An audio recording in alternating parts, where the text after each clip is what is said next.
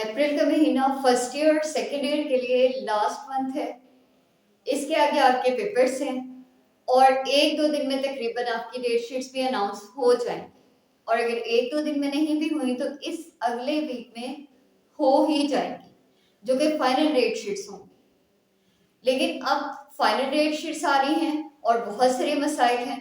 बहुत सारे मसाइल में से पहला मसला ये है कि टाइम बहुत कम है और सिलेबस बहुत ज्यादा है। टाइम बहुत कम और सिलेबस बहुत ज्यादा। एक दूसरा मसला है कि याद कुछ नहीं हो रहा, याद कुछ नहीं हो रहा।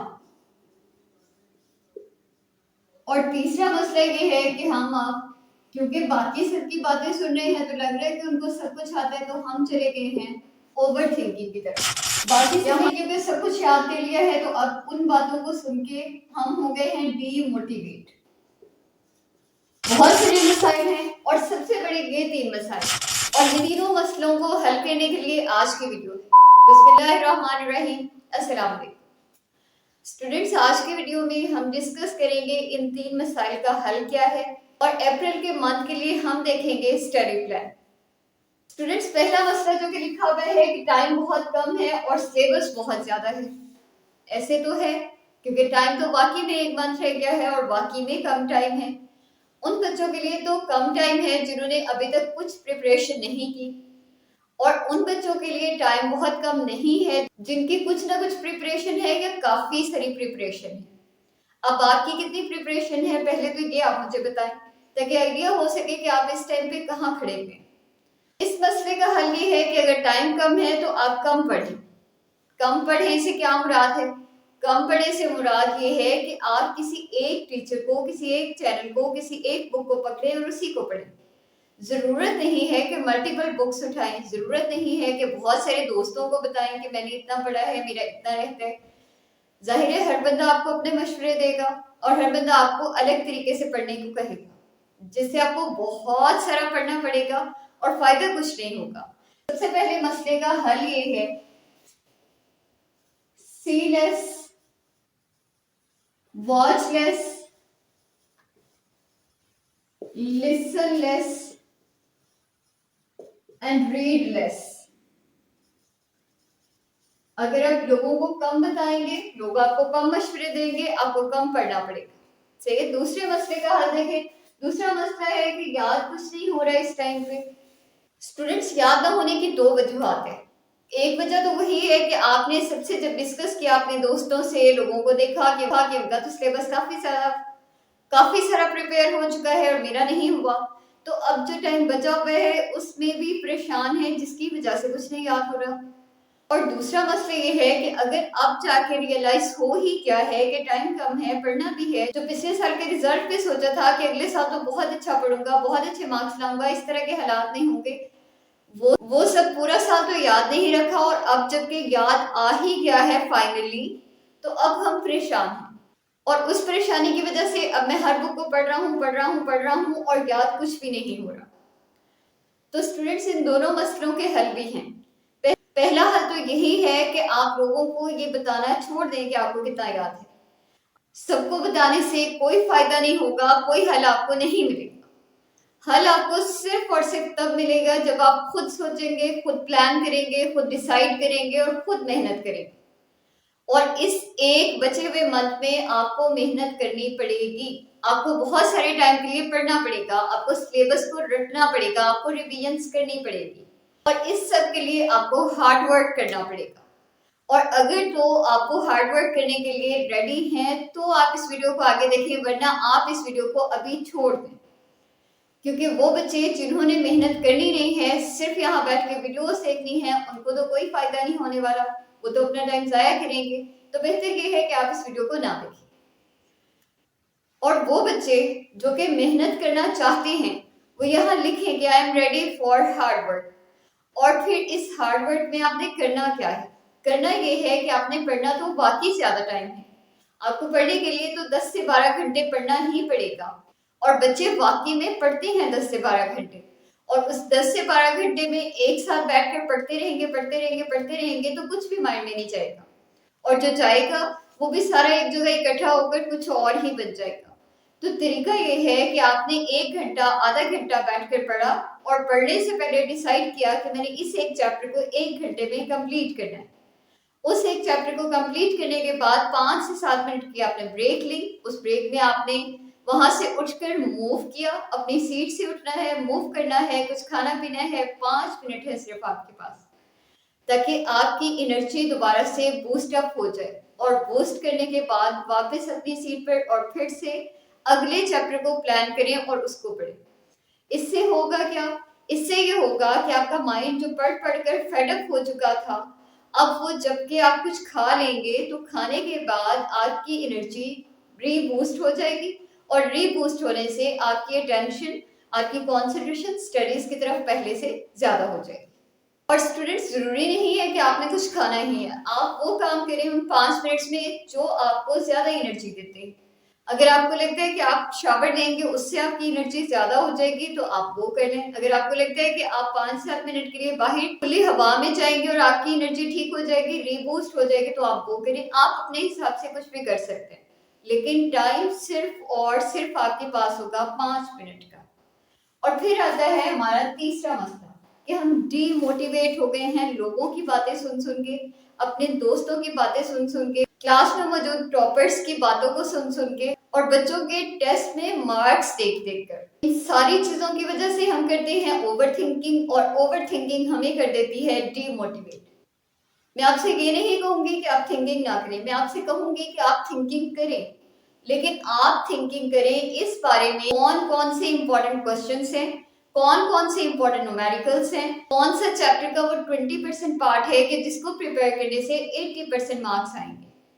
और आपके हर एक चैप्टर में, हर एक सब्जेक्ट में कुछ ना कुछ ऐसी चीजें होती हैं। जैसे कि अगर हम फिजिक्स की एग्जाम्पल लें तो फिजिक्स के चैप्टर के अंदर बहुत सारी थ्योरी दी हुई है, लेकिन एक्सरसाइज में 15 शॉर्ट क्वेश्चंस हैं, और उन 15 शॉर्ट क्वेश्चंस में से ही आपको शॉर्ट क्वेश्चंस आएंगे एग्जाम में। यानी फिजिक्स की बात की जाए तो ज्यादा कंसंट्रेशन कहाँ होनी चाहिए? एक्सरसाइज के शॉर्ट क्वेश्चंस पर। और बाकी सब सब्जेक्ट्स में ये टाइम हम कहाँ लगाएं? तो इसके लिए आपको बायोलॉजी, आपको केमिस्ट्री और मैथमेटिक्स के important long questions, short questions की वीडियोस इसी चैनल पर मिल जाएगी। आप उनको देख सकते हैं, उनको फटाफट से मार्क करें और मार्क करके अपनी प्रिपरेशन स्टार्ट करें। और स्टूडेंट्स, अब हमारे जबकि तीनों मसले हल हो चुके हैं, तो अब हम ये देखेंगे कि हमने पढ़ना कैसे है इस एक मंथ में। और उस पढ़ने के लिए आपके पास एक मंथ है, और इस एक मंथ में से आपने 12 डेज, 12 दिन रखने हैं प्रिपरेशन के लिए, और बचे हुए 18 डेज को आपने रखना है रिविजन्स के लिए। क्योंकि आप रट्टा लगा भी लेंगे, आप याद कर भी लेंगे, तो उसका फायदा नहीं होगा। ज्यादा टाइम के लिए आपकी मेमोरी में जाएगा नहीं, शॉर्ट टर्म मेमोरी में जाएगा, और शॉर्ट टर्म मेमोरी एक दिन के लिए एग्जिस्ट करती है।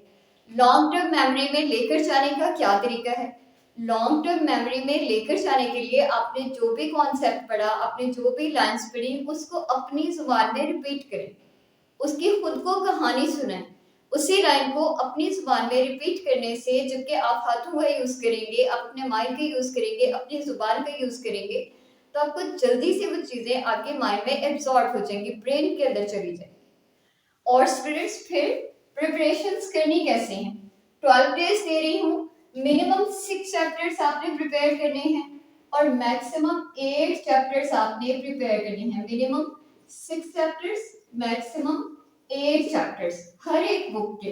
और ये हर एक बुक के जो चैप्टर्स मैं बता रही हूँ, ये बता रही हूँ लॉन्ग क्वेश्चंस के लिए। अब देखिए, अगर आप 8 चैप्टर्स को लॉन्ग क्वेश्चंस के लिए याद कर रहे हैं, तो इसका मतलब है कि इसके लॉन्ग क्वेश्चंस तो हो ही जाएंगे, साथ ही शॉर्ट क्वेश्चंस भी हो जाएंगे, और एमसीक्यू भी प्रिपेयर हो जाएंगे। और अगर आप 6 चैप्टर्स कर रहे हैं तो उसकी भी यही तीनों चीजें आपकी हो जाएंगी प्रिपेयर।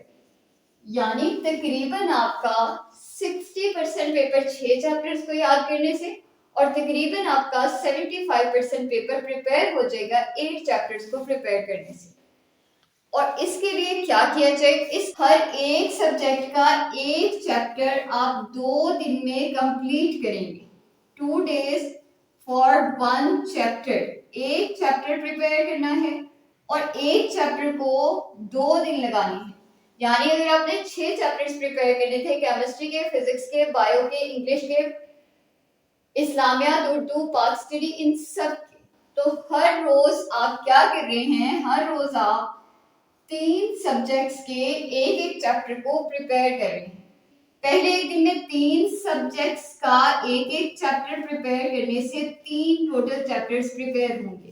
और दूसरे दिन में भी क्या करेंगे, दूसरे दिन में 3 बचे हुए सब्जेक्ट्स का एक एक चैप्टर प्रिपेयर करने से 3 चैप्टर्स प्रिपेयर हो जाएंगे। इस तरह 12 डेज में आपकी प्रिपरेशन हो जाएगी 6 चैप्टर्स की। और 8 चैप्टर्स में लो एवरेज या एवरेज बच्चे तो नहीं जाएंगे, इसमें तो जाएंगे 75-80% वाले बच्चे, और उनको 1-2 चैप्टर्स ऑलरेडी याद ही होंगे। अब आपने प्रिपरेशन के बाद बचे हुए 18 दिन में क्या करना है, बचे हुए 18 डेज में आपने रिवीजन्स करनी है 3 से 4। अगर हम इस 18 को 6 डेज में कन्वर्ट कर लें तो ये 6 एंड 6 ये बनेंगे आपके 18 डेज।